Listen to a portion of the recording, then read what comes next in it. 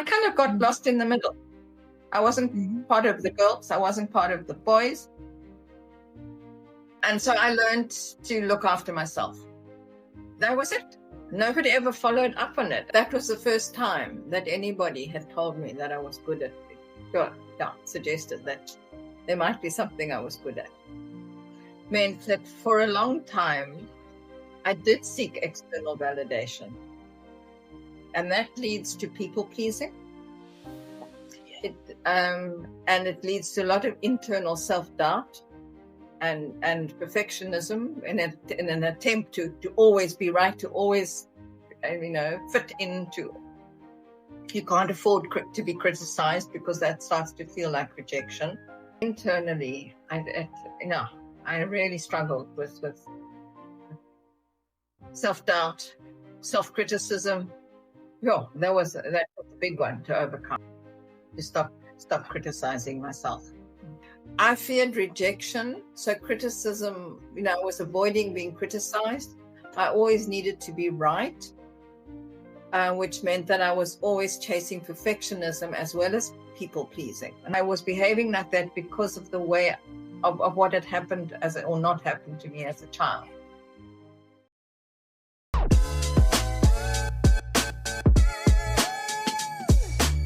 What if some of the things you call your personality aren't actually your personality at all? What if the way you react, the way you protect yourself, beliefs you carry about yourself were learned responses from experiences you had long before you understood what was happening? Today's guest is Marian Dixon, a transformation mindset coach who has spent years unpacking that exact question in her own life. Marian grew up carrying the aftermath of childhood emotional neglect, though she didn't have a name for it until years later in her life.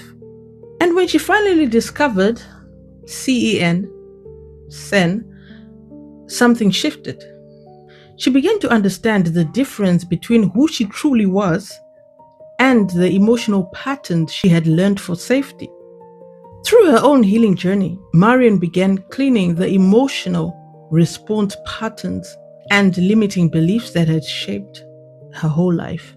And today she uses what she's learned to help others recognize the patterns that may be holding them back and create a different way forward. So what if the thing you've always believed was just the way you are is actually something you learned? That's what we're going to be exploring in today's conversation. So let's dive in. On the surface, my childhood looked fine. Nothing horrible happened to me. Our family was pretty average, except in size. We were 4 generations living as a unit. I had 4 siblings. There were 5 of us. And so you can imagine that my mother had a pretty hard time of it, coping with her grandfather, my great-grandfather, so her grandfather, her mother, my father, who as a journalist kept strange hours, so he was not at home very often for a lot of the time when, as children, we were awake, and five kids for something like a 13-year period. So very different age groups. And I was the middle child. And somewhere along the way, I learned that, my sisters were older than me, my brothers were younger than me. I wanted to be one of the girls, but my sisters were quite a bit older than me, so I was actually too young to be part of their activities. And so the boys and we all did things together, and we were called the kids. And then when I wasn't part of that, they were the boys. So I kind of got lost in the middle. I wasn't part of the girls. I wasn't part of the boys. And so I learned to look after myself. And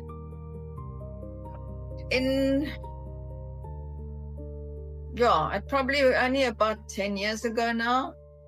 I was reading up on trauma and came across a website on childhood emotional neglect with a questionnaire.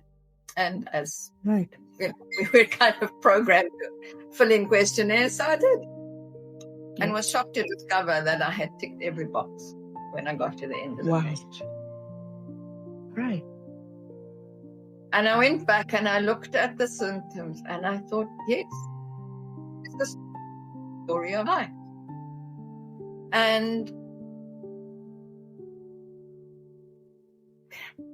the definition of childhood emotional neglect is it's not anything bad has happened. It's the things that didn't happen.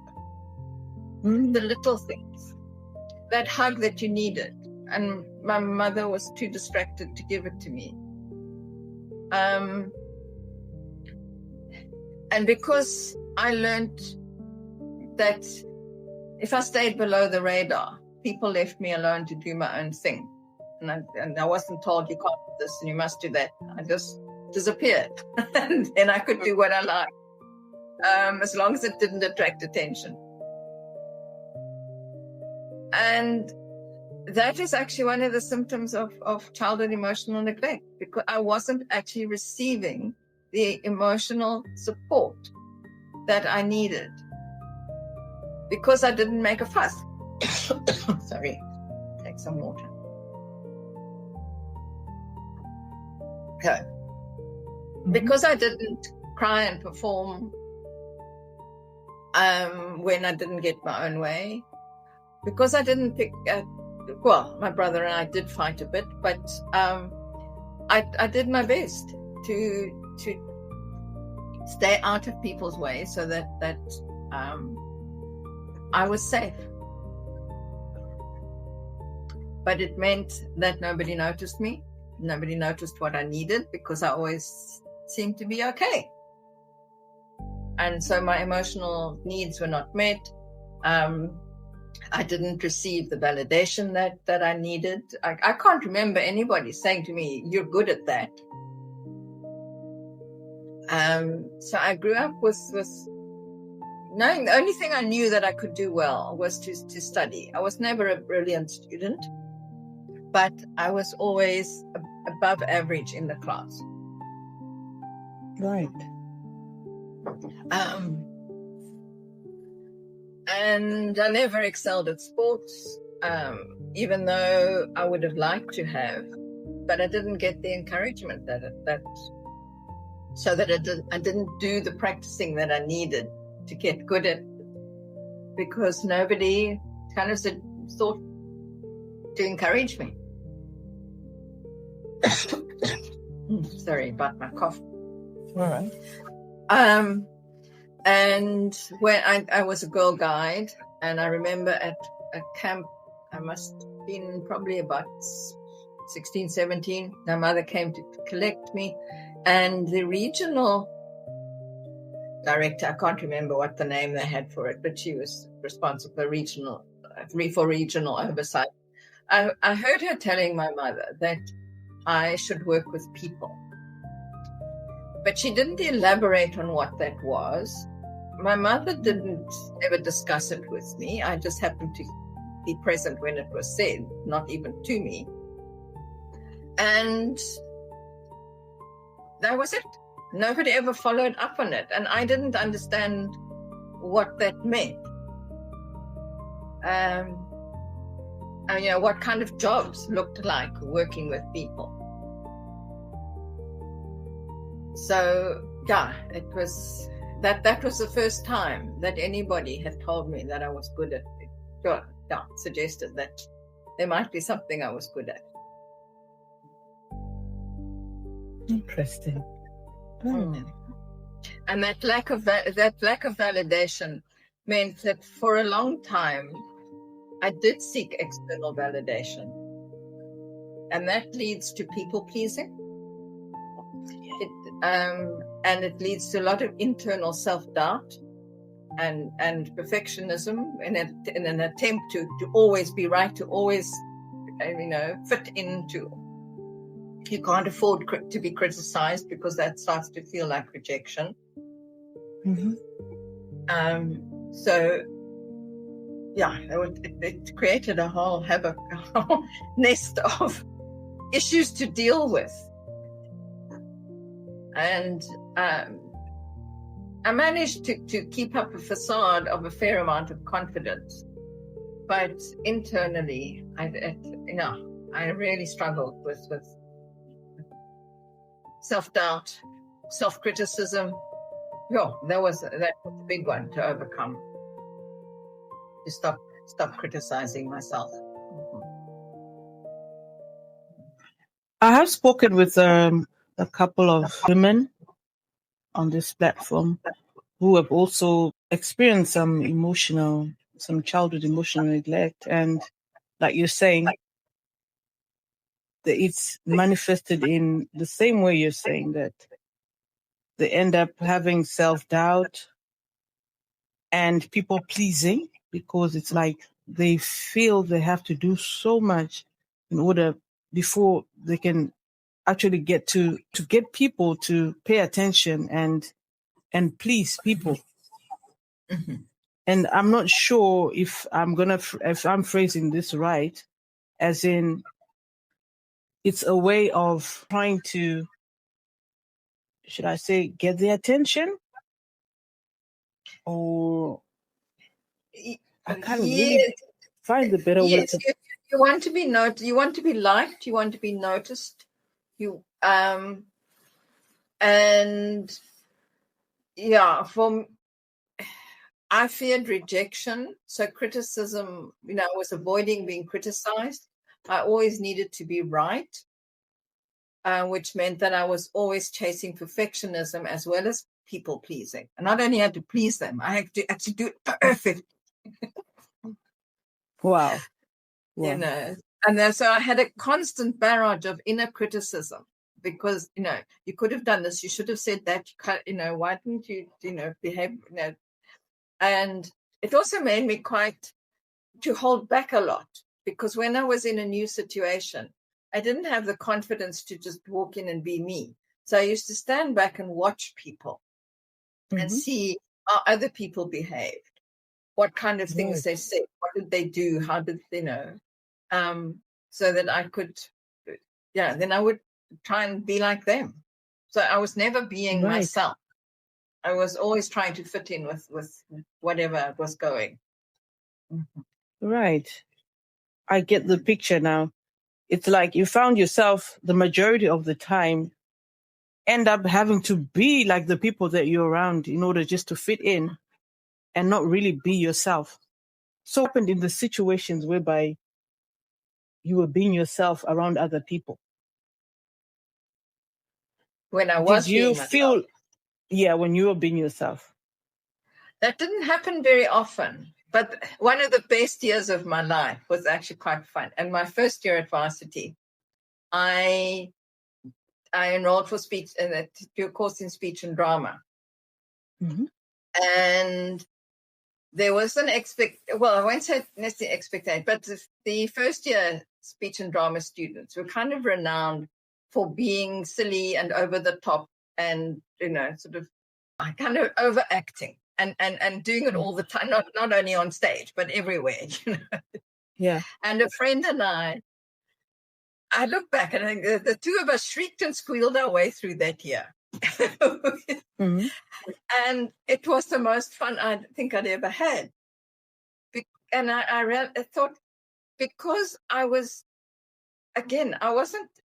in a box called first year drama student. So and although I was behaving like first year drama, people expected first year drama students to behave in this over the top manner. It was allowing my inner child to come out and play. So it was almost as if I was using that mask to allow myself to be me. And other people didn't know that I was being me. They thought I was wearing a mask. Oh, interesting. So, yeah, when I look back, it was very interesting to see what I'd done that year. That's interesting. So does this mean that means that all this time you were wearing a mask and not being yourself? And now the time that you were being yourself, people thought you were wearing a mask. Yeah. Mm-hmm. And it gave me that freedom, because they thought it was a mask.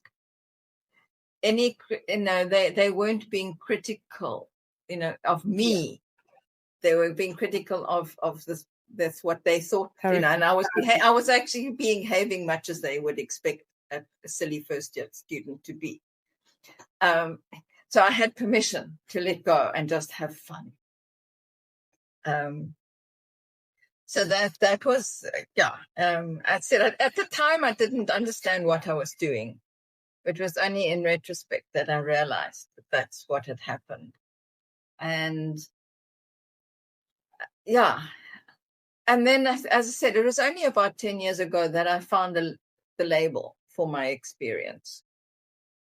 And that helped me to see certain responses to things. Like one of them was sometimes procrastination and things like that. I could look at it and think, why am I putting off doing that?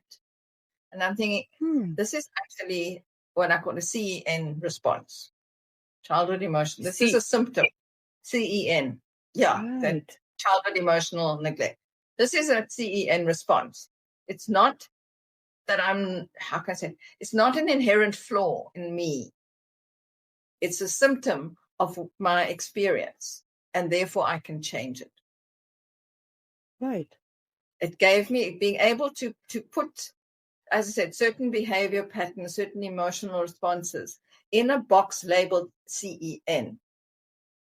Gave me enough distance that instead of beating myself up for being like that, I could say, oh, that's a symptom, and that means I can change it.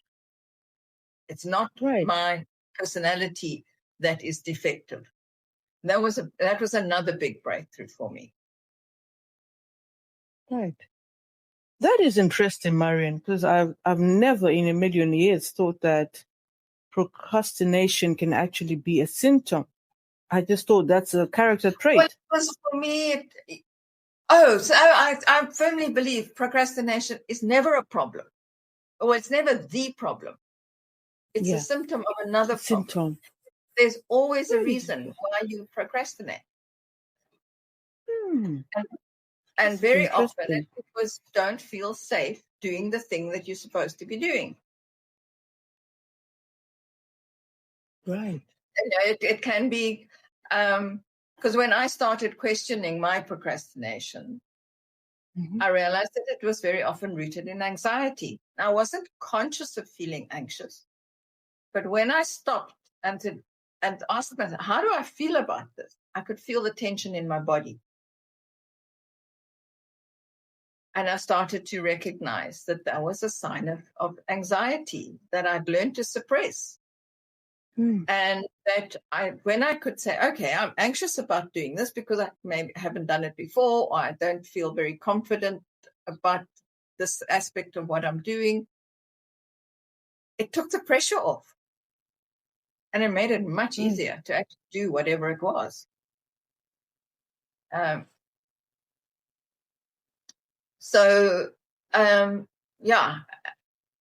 Very often procrastination is rooted in some form of lack of confidence, perfectionism,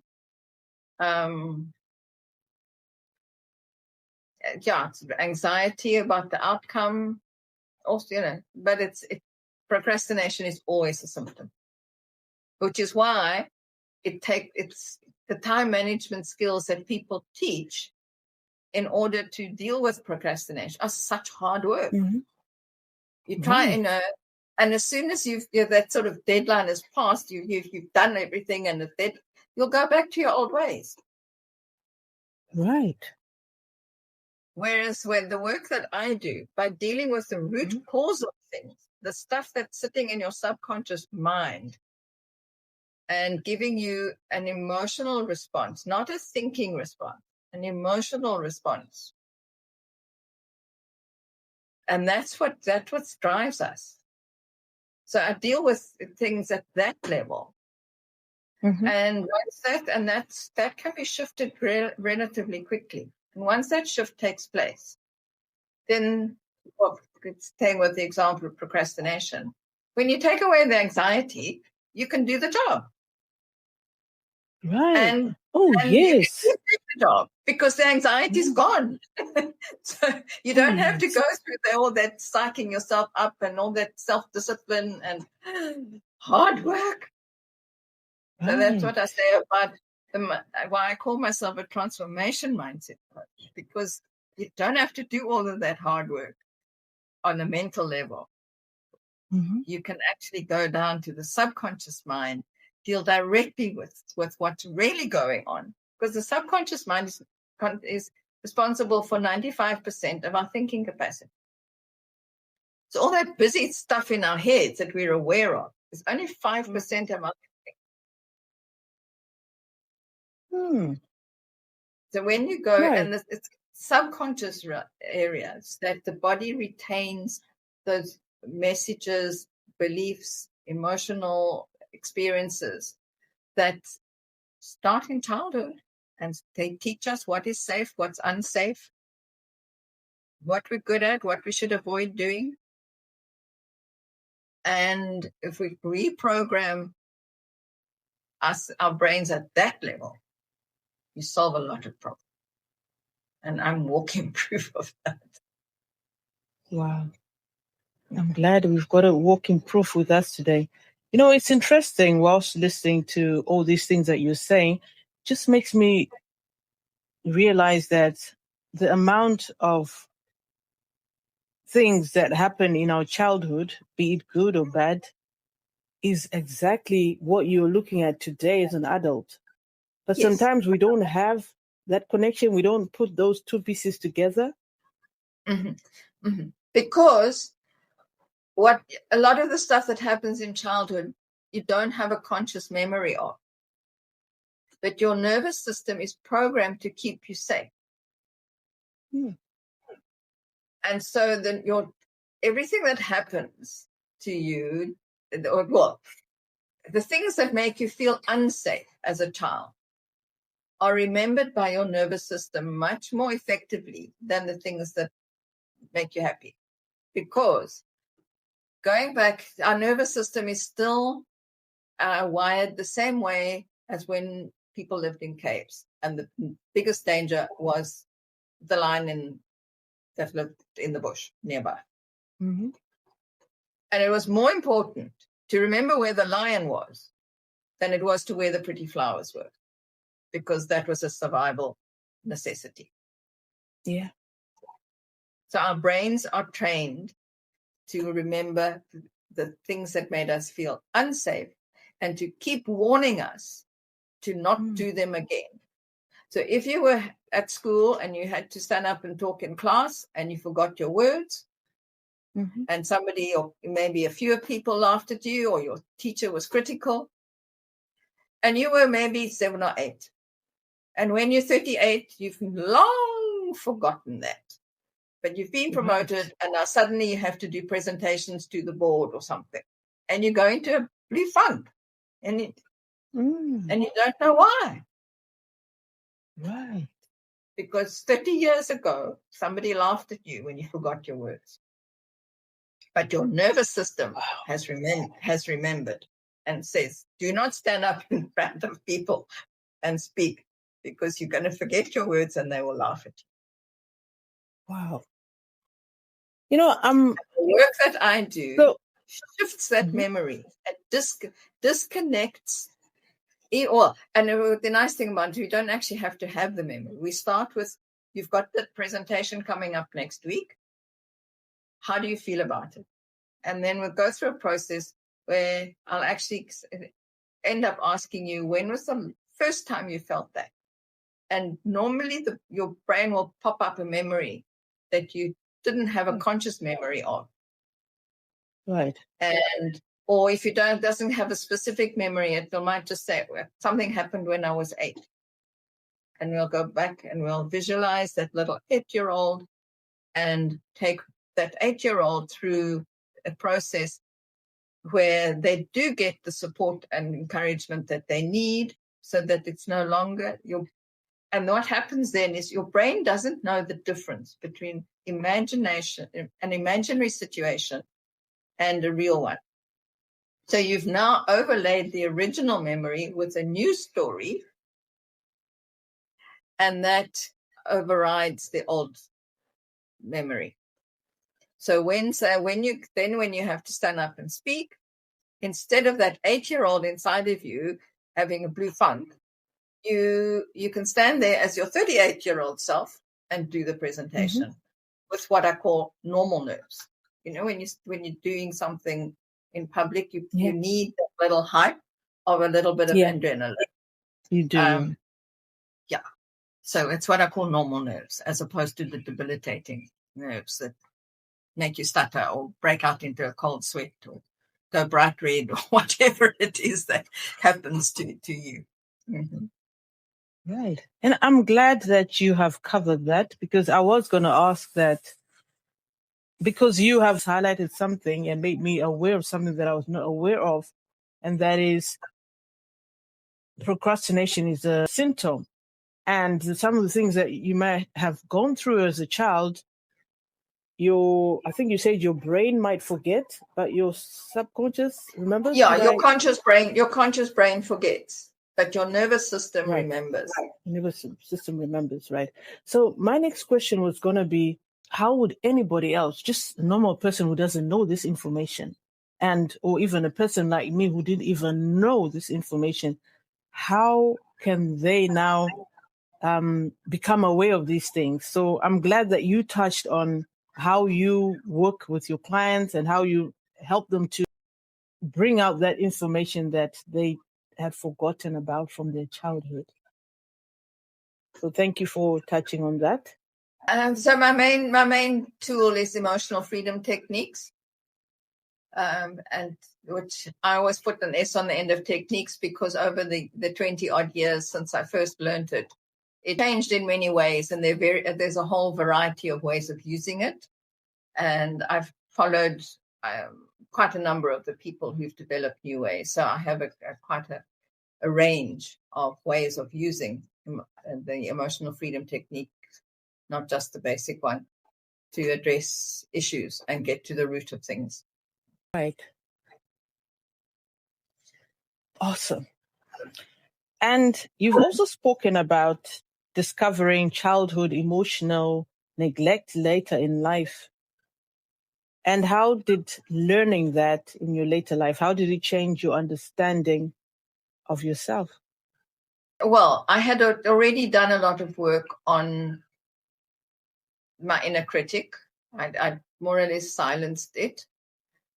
But I did find, I thought that my personality was, I didn't use the word flawed. I just felt that there was something wrong with me, because I couldn't, I couldn't bring myself to do things, or I would procrastinate till the last minute, or I would try stuff, but I wouldn't actually apply it well enough or with enough energy to make things work. I always felt like I was holding back, and never. So things didn't always work out the way I wanted them to. I missed opportunities because I didn't push myself forward or promote myself efficiently.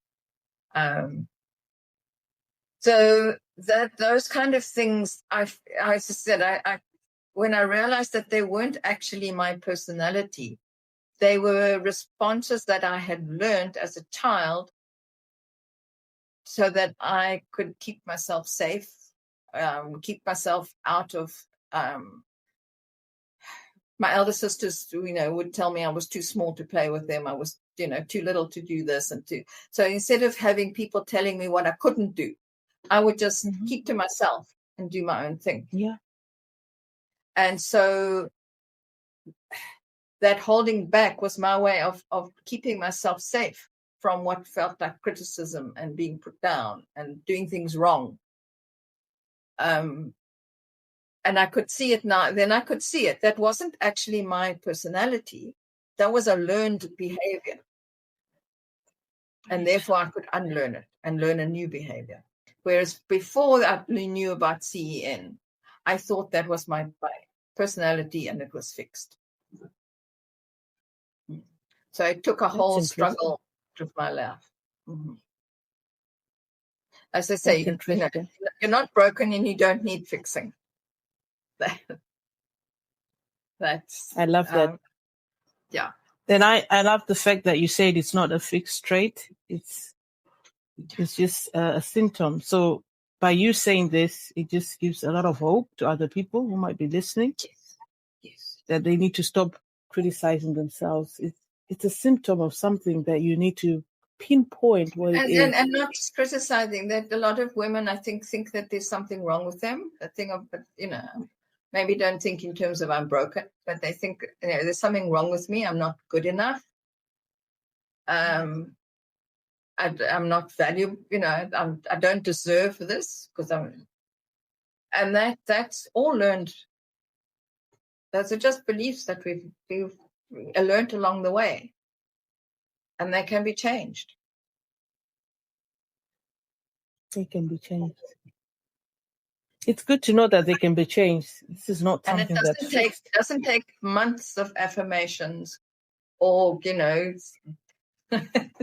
hard work of trying to change habits and feeling like and then you fall off. You try to change something and then you slip up and then you feel that you're not good enough because you couldn't keep to the time schedule or whatever it was you were trying to do.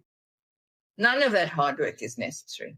So much easier when you work directly with the subconscious mind.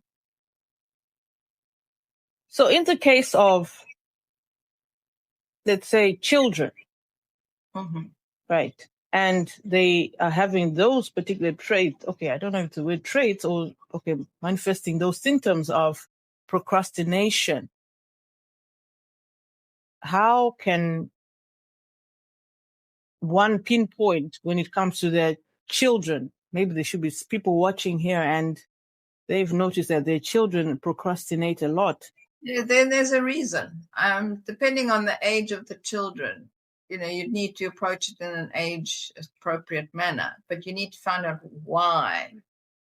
And they may not have a rational reason. They may not be able to, but how do they feel when they need to do that job? Do they get, does their tummy get tight? Do they, what happens in their body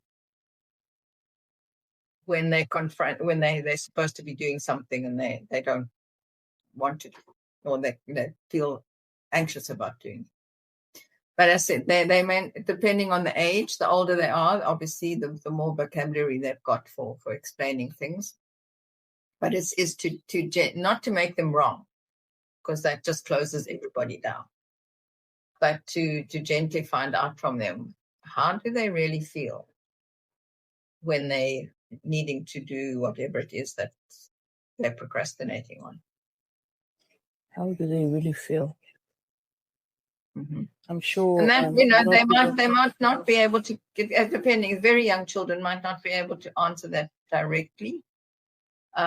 Sometimes you can ask them, if they've got a favorite toy, how does, pretend the toy has to do the task and ask them, how does the toy feel about that? Sometimes you can get through to children, through play and through letting them explain what's happening to their toy when they can't actually explain it for themselves. All right, interesting.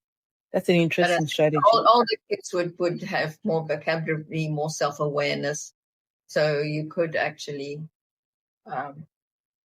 help that. They speak to them on a higher level about those things. And also help them to regulate their emotions. Children are not born with the ability to regulate their emotions, which is why they have emotional outbursts.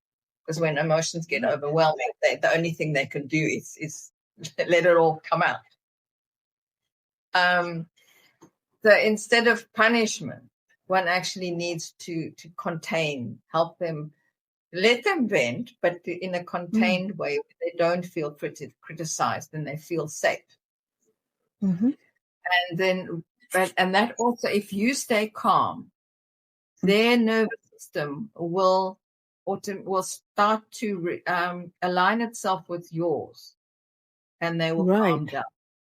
Takes a while, but if you sit with them, staying calm, it's a biological effect that when people are together, their nervous systems are each other, which is why when I'm sure you've been in a situation, you've been with someone who's anxious and you find yourself getting a bit fidgety and anxious. Yeah. Because our nervous systems align with each other. So if you stay calm when your child is upset, your child will slowly regulate, their nervous system will slowly regulate to the level of calmness that you have. Right. Okay. Oh, that's interesting. I had no idea. I think this is going to help quite a lot of parents, because sometimes we can find ourselves as parents when the children are playing up, or their emotions are all over the place, or they're having outbursts. We find ourselves, getting upset. And by you just mentioning that, as a parent, when you stay calm, it also helps to regulate the emotions of the child. So this is very, very crucial, to be honest, and very important. It's a key thing to know when it comes to parenting. Yeah. You've also spoken about discovering childhood emotional neglect later in your life. And how did learning all that change the understanding of yourself? Change your understanding of who you are and of yourself. As I said before, it meant that instead of seeing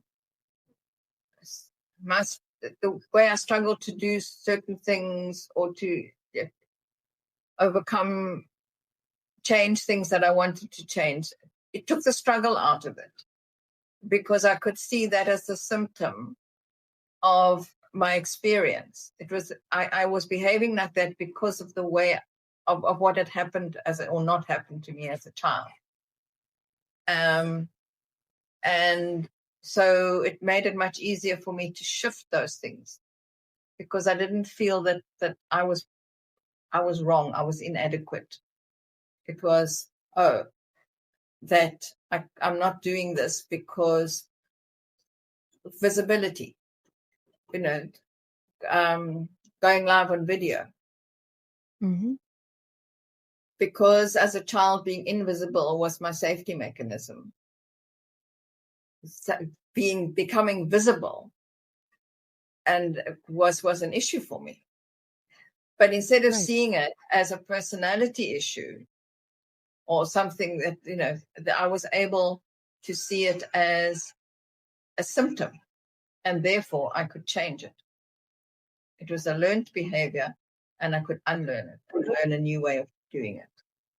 So that was the biggest thing about it, this being able to put the childhood emotional neglect label on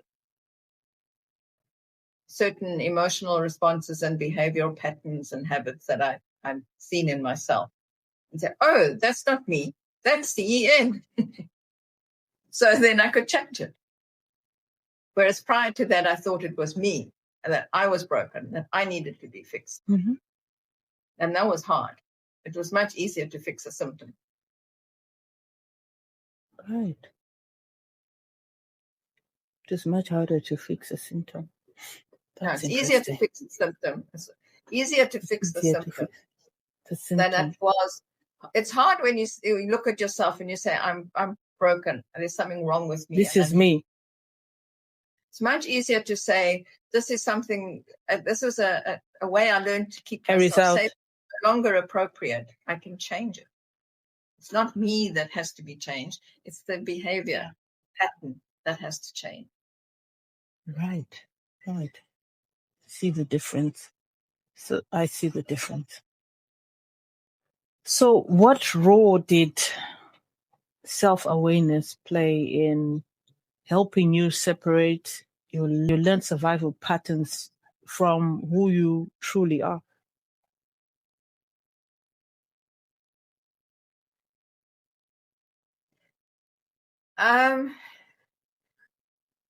Sorry, can you word that again? It's making me think quite deeply. When you became self-aware, right? Mm-hmm. That point in your life when you became self-aware, you've spoken about the symptoms and knowing that this is not me, it's a result of certain things. And how did that help you to separate your learned survival skills your learned survival patterns, because you had some survival patterns that you had to put in place? So how did you learn to separate that from the the fact reality? it was the fact that I suddenly could make that distinction and see some of the things that I had been struggling with as not personality flaws, but as soon as I could recognize it as a symptom of a behavior that was the result of my childhood experience, that enabled me to start working on it, to shift it. When it was me that was inherently flawed, then there's a feeling of shame that goes with it. Like, I'm not good enough. So if you're not good enough, how can you change yourself to be good enough? That's a much harder thing to work on than to say, oh, I'm not doing this because I'm not making videos because as a child being visible was scary. So so making videos is scary. Okay, now I'm not a child anymore. How do I want to deal with this now? And obviously with the techniques that I use, I would go back and shift the childhood memory of being scared to being supported.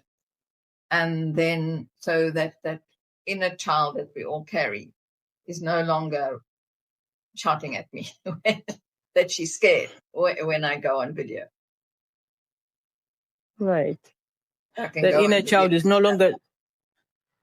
I like how you phrase that inner child is no longer shouting at me that I shouldn't go on video. I found that hilarious. So you kind of touched on techniques that you had to use. Would you like to elaborate more on those techniques that you had to use? Emotional freedom technique. The basic one was where I started 20 years ago. And then over the years, I have learned variations on that, which I use as appropriate with clients and some with myself. And in my own journey, I've done a lot of work swapping with colleagues because although you may know emotional freedom techniques as that tapping thing, where you tap on acupuncture points. So there is what I call a first aid version, which some people learn online, or they have one of, and they might watch a demonstration or something. And that's fine. It's very helpful for regulating emotion in a moment, being able to calm yourself down when you're upset. Right. Giving yourself a bit of courage to actually do something new. But it's difficult to get to the root cause. Largely because as a practitioner, we get trained to do more than just the basic tapping that you see on a video. There's also a process of guiding people that you guide people through releasing the issues and getting to the bottom, through the root cause. But even as a practitioner with that background, trying to be practitioner and client at the same time doesn't give you the same results as when you can relax into a session with somebody who can take you through the process. They're trained to do it. Right. They know how to, what we call, hold safe space. So you feel safe in that moment to be able to explore emotions and where they come from. So a whole variation on that basic tapping technique and things that go with it. And a big one is a sort of sister process called matrix re-imprinting, which uses both the tapping and a lot of visualization. And that is used I use that extensively for the inner child work, where we visualize the inner child and take it through an emotional freedom techniques process so that it can release that pent-up emotion and scary feelings and whatever the issue is, that, and we give it the support and that it needed, as I said before, because when you visualize a new scenario, your rational brain knows what actually happened, but your emotional brain, which is your subconscious brain, doesn't know the difference between reality and imagination. So when you overlay the original memory with a new story, you change the emotional impact of this. So when you remember, go back to that public speaking story, you'll go back to that 8-year-old that forgot their words in class, and instead of having somebody laugh at you, you'll imagine that the teacher was very kind and gave you a hug and said, "Doesn't matter, you can try again later," or whatever that little one needs in that moment. And then so that feeling of being supported overrides the original scary feeling.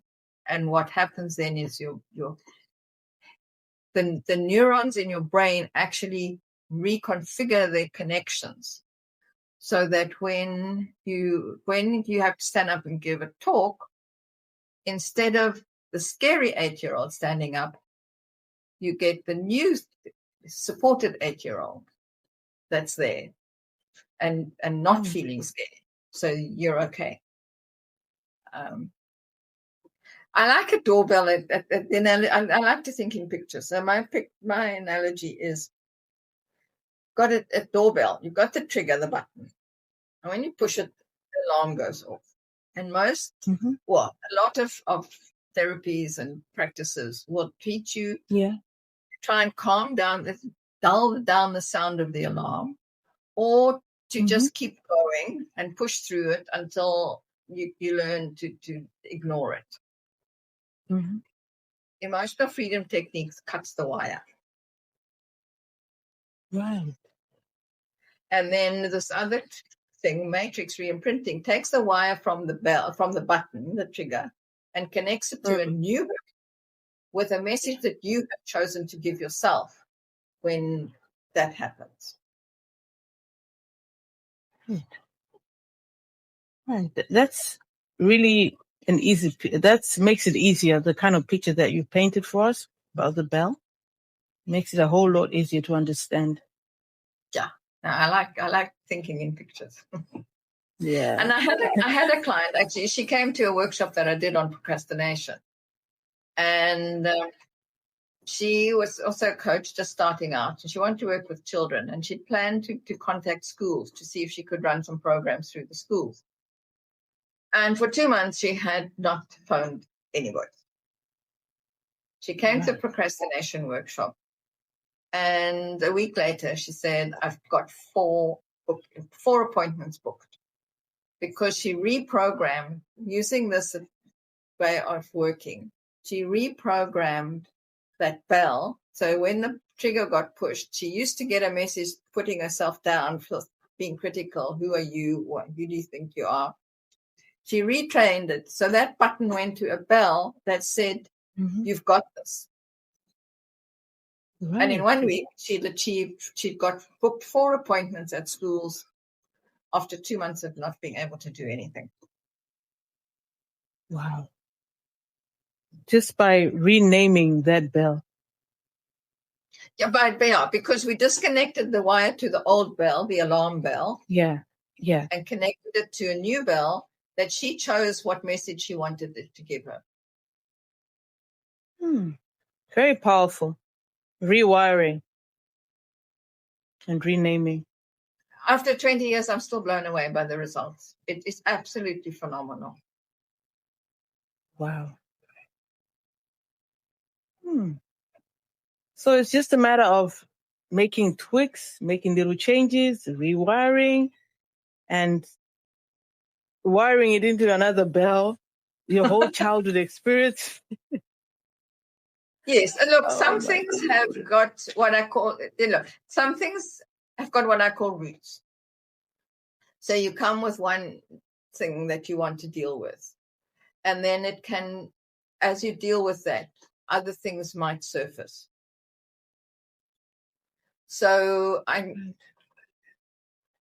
when you're dealing with one issue, that issue in itself might be resolved within a relatively short time, but it might also show up a few other things. So look, we talk about aspects, so that one issue can have separate aspects, or like a table. You can, you've got the problem is the top, so you think, okay, we need to cut off a leg that's maybe too short or something. You cut it off, but then they realize actually you've got to cut off another leg and another leg and another leg or before you actually solve the problem. So that's what I say.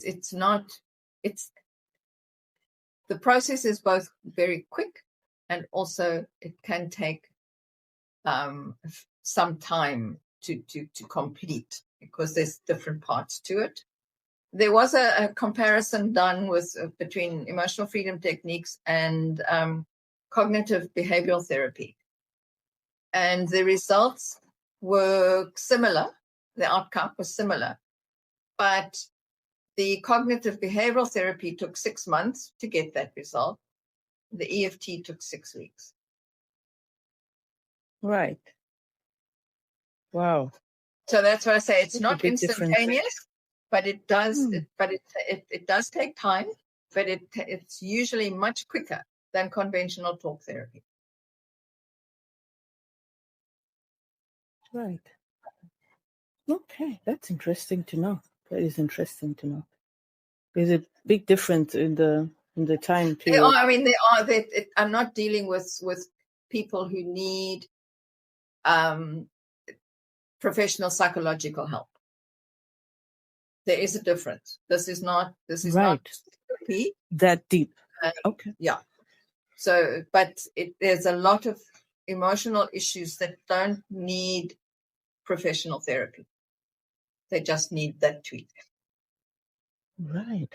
Okay. Right. For those who are watching, you've heard it for yourself. Sometimes it's just something that needs a little bit of a tweak, like what Marian has said. So Marian, today you help others shift their mindset, and you help them transform their mindset as well. What are some of the most common emotional blocks that you see people struggling with? A common one is fear of visibility. And that, I think, is often rooted in sometimes perfectionism, because I've got to look perfect, I've got to sound perfect, I've got to speak perfectly, remember all my words, get my message across perfectly. Sometimes it can be actual, fear of criticism. If I'm out there, I'm open to people being critical. It can be that as a child, you were not either emotionally or maybe even physically safe unless you were invisible. Yeah. And so, becoming physically visible can be quite threatening.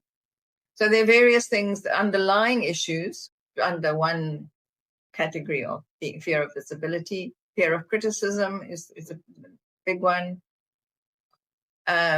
A lot of it all comes down to not being good enough. There's the sort of bottom layer is not being good enough. And that takes on many forms along as you go up to get closer to the surface. Even money, even money issues can go. The bottom one is I'm not good enough to earn that kind of money I want. Right. Some people, I'm not good enough to receive money. So there can be a lot of, it's a wide variation, but let's say that the big one is having to be good enough, or not, feeling not good enough. And that can show up as perfectionism, procrastination, not earning enough money, fear of criticism, holding back. So there's a wide variety of what you call presenting problems. But the root cause, that's underneath, there's a certain number of, a smaller number of root issues.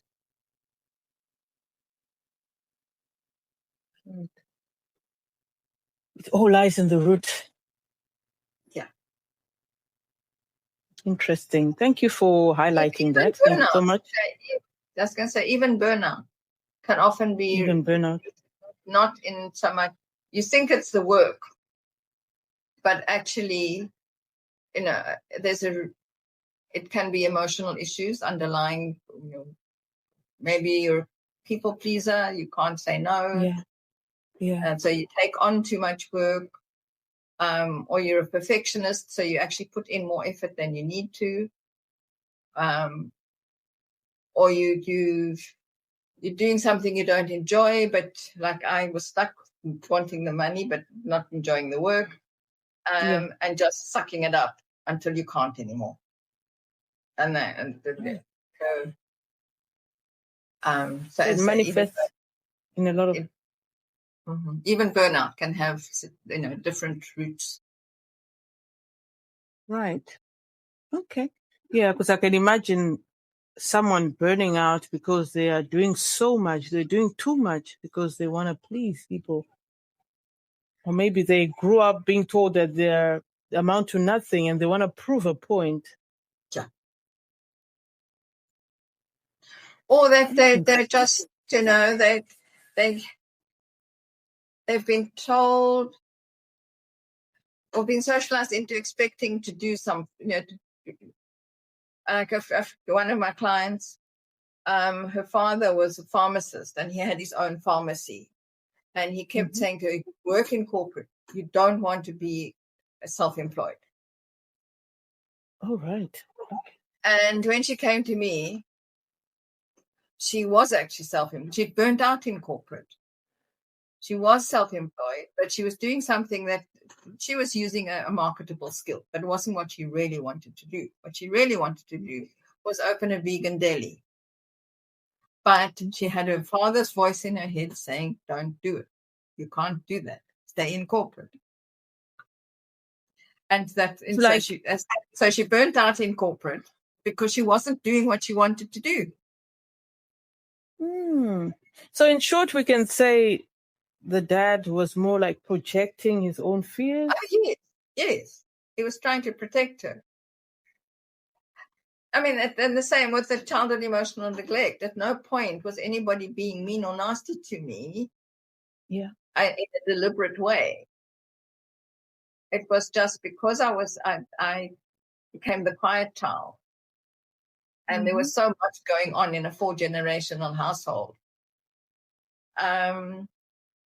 My emotional needs never got noticed. Partly because I never shouted about them. Because it was safer for me to stay quiet. Right.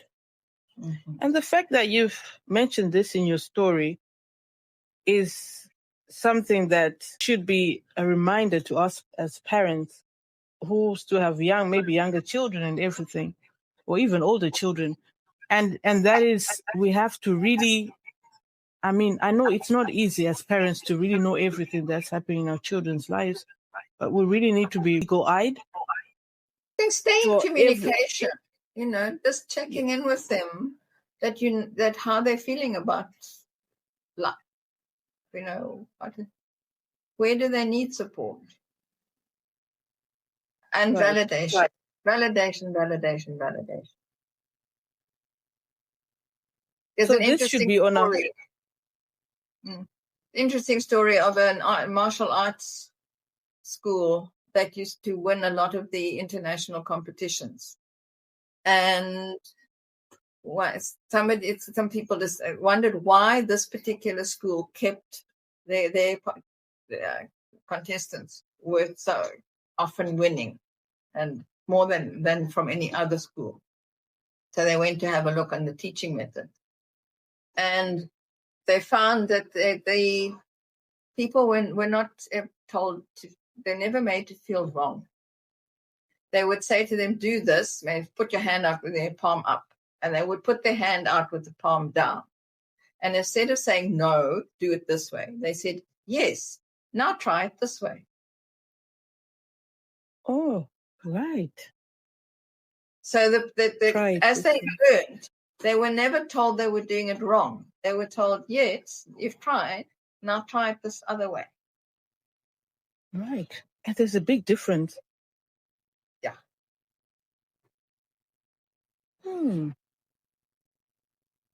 Interesting. Really interesting. And just to add on the childhood, checking in on your children, I just wanted to highlight this again to the parents that are watching this, to say, you know what, at least this, as parents, let's try and do at least a weekly checklist. Let's put this on our to-do list to just do an emotional check-in on our children, just to make sure that they're doing okay. And if there's anything they want to raise with you, that's the time that they'll be able to raise with you, because you're taking the time to check in with them. And do you agree with that, Marian? Yes. And even in a small way, on a daily basis. I know, what happened at school that was good? What happened at school that made you feel bad? If anything, just even if the kids don't always give you a proper answer, I think the fact that you're showing interest opens the way that if something happens, they know they can talk. That's right. That you are interested. Validate. Validation. Because if you criticize, put them down, it closes people up. You're not going to go and tell your mother that you failed your test and you're upset about it. Because if you think she's going to say, well, why didn't you study harder? But if you come home and you want to have a good cry because you failed, and she gives you a hug and says, that's okay, let's work on this together, and next time I'll help you to study harder. Right. Feels very different. It does, actually, yeah. And in the case of those with adult children, should it still be a daily check-in, or, and if so, not with adults? No, not with adults. Yeah. But you need to find a way to make it easy for them to talk to you. By showing that you care, it opens the way for them to talk when they need to open up. And sometimes the best way is to talk about yourself. When you're vulnerable, it helps other people be vulnerable. It makes it safe for them to be vulnerable. That is so true. And it's something that I try and practice as well with my own children. I can talk about the things that I didn't do right, or my vulnerable moments with them in my, growing up, the mistakes I would have made, things I would have done better. And I actually see that it actually opens up to more conversations, like what you are saying. It definitely does. Yeah. So it makes it okay for them to also they make mistakes.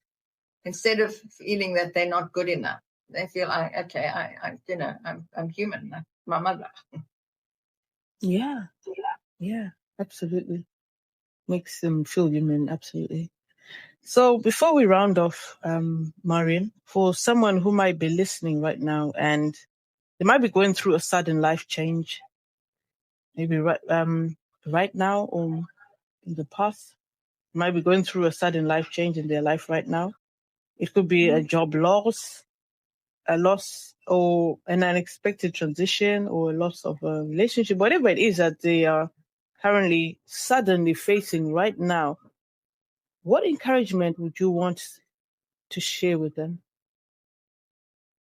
Be kind to yourself. We're not kind enough to ourselves. Be kind, be gentle. Treat yourself as you would somebody that you love. If they were going through a hard time, how would you support them?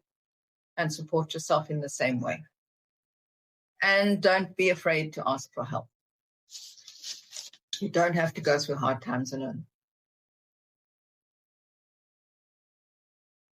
Thank you for that, Marian. You heard it for yourself. Marian says, don't be afraid to ask for help. Marian, for those who would have watched this video and they resonate with your story and they would like to get in touch with you, where can they find you? The best place to find me is on LinkedIn. Or it's obviously LinkedIn, Marian Dixon Mindset Coach. Or on my website, which is Marian Dixon, spelled as one word, .co.za.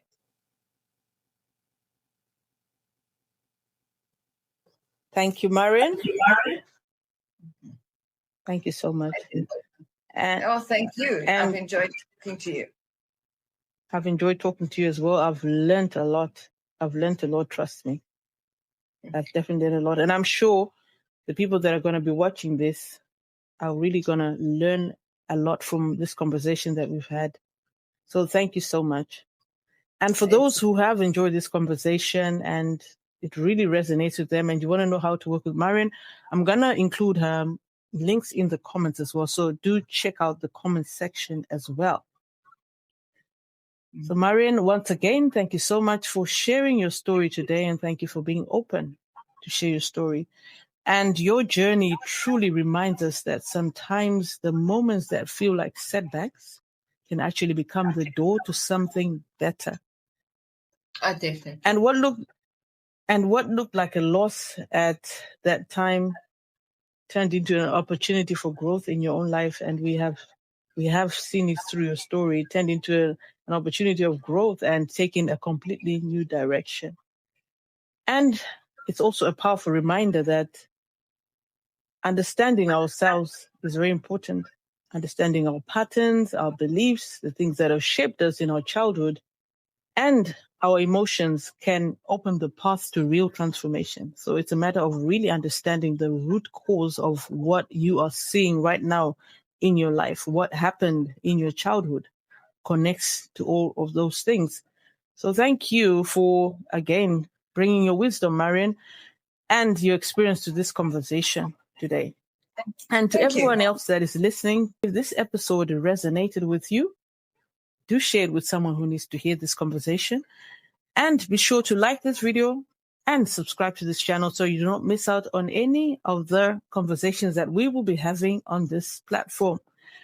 So for now, we're checking out. This has been another Breakthrough Moments with Sandy. We'll see you in the next episode, and do take care. Thank you. Bye-bye.